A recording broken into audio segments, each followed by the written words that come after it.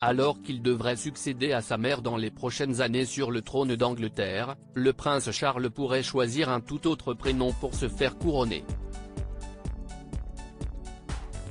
Dans quelques années, si la nature suit son cours, le prince Charles succédera à sa mère, la reine Elisabeth II, et montera sur le trône d'Angleterre.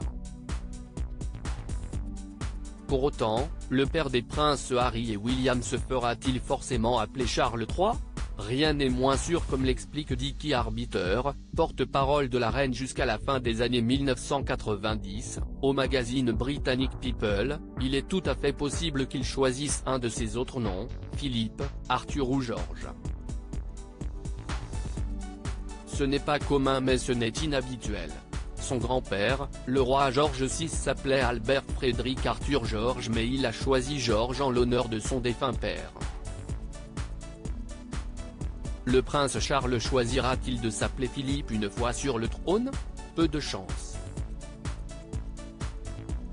Ce prénom n'a jamais été porté par un roi d'Angleterre.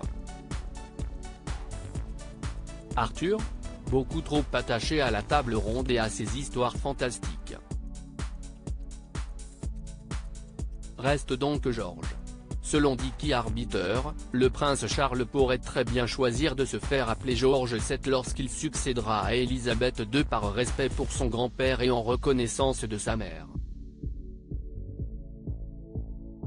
Toutefois, il pourrait également opter pour Charles III même si ce prénom a un passif dans l'histoire du trône britannique.